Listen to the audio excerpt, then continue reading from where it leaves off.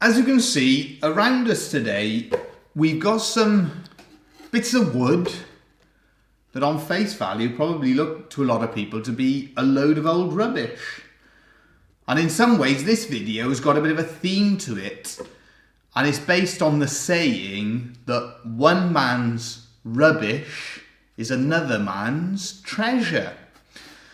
And basically what we're looking at then is sourcing wood and actually reclaiming wood from old furniture, fixtures and fittings. So we're going to show you some different examples of wood that we've sourced, and it's to highlight then that on face value you can look at a piece of wood, and especially some old fixtures and fittings, doors and things like that, you can look at them and on face value they can be appearing to be of no use then, and rubbish basically.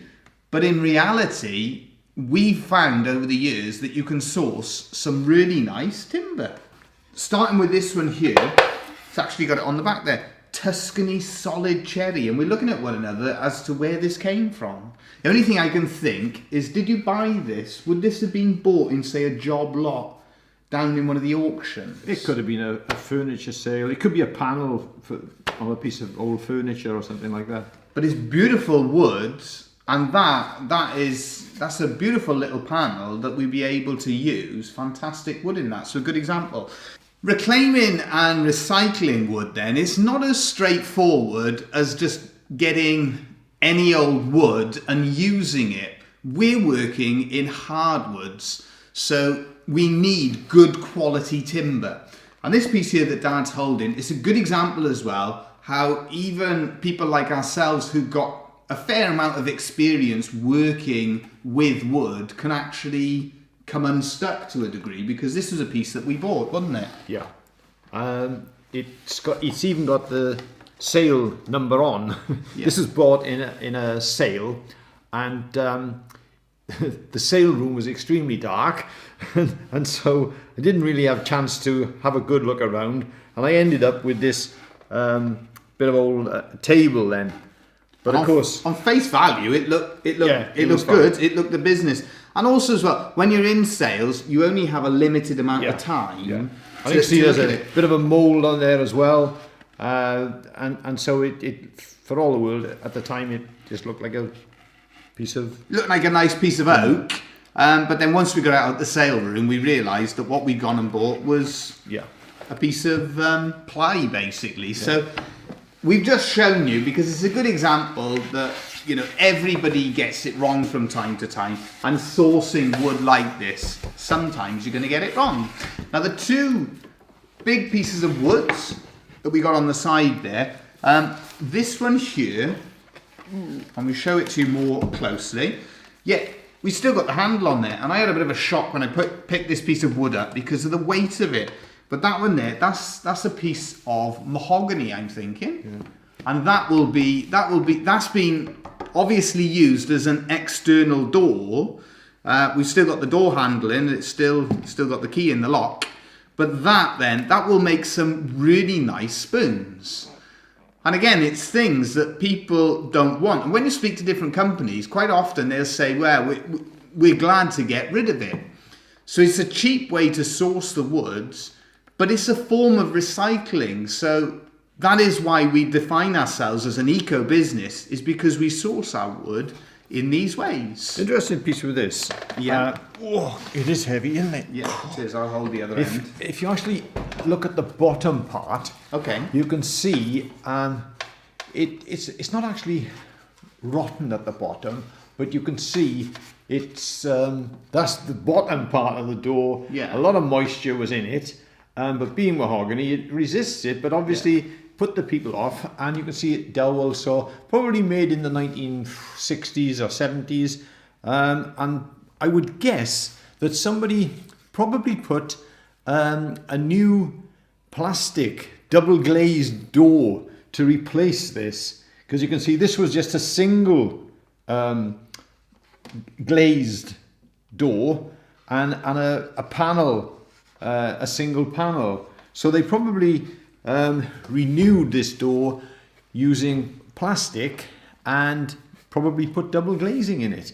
But that's the interesting thing, is that although it looks sort of rubbish at the bottom, when you cut that bit off, Well, on plain face it all value, up, and I'll be honest, it's a very interesting thing. Anybody who works with wood, one of the things I absolutely love is when you take off the top layers. I actually love seeing an old piece of teak or an old piece of mahogany, and you see it and it looks all weathered and very aged and in sort of poor condition.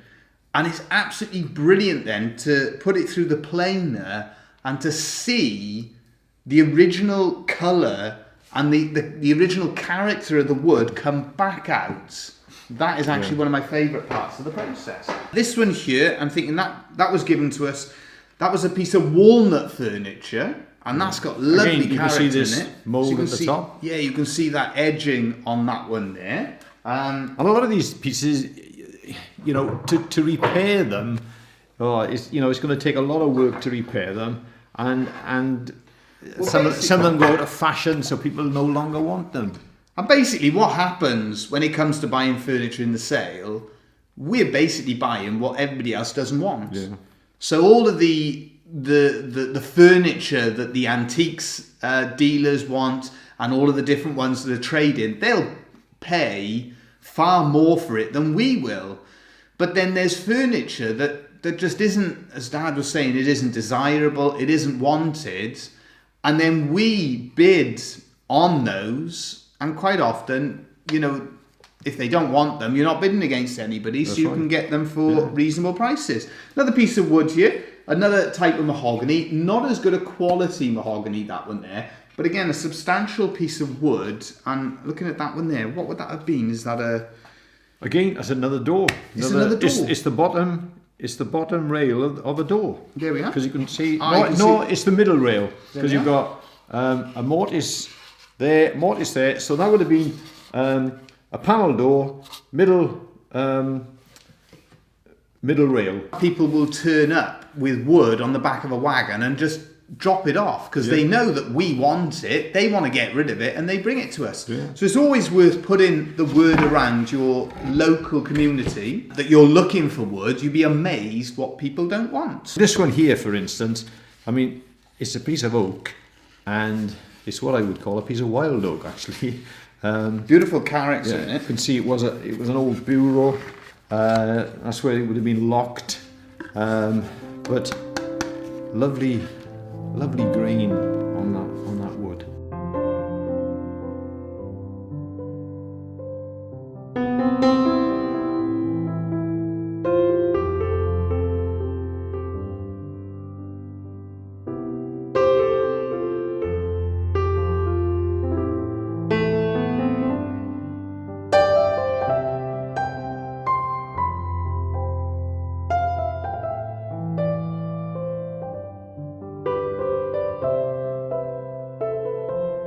This one here, that's an old park bench.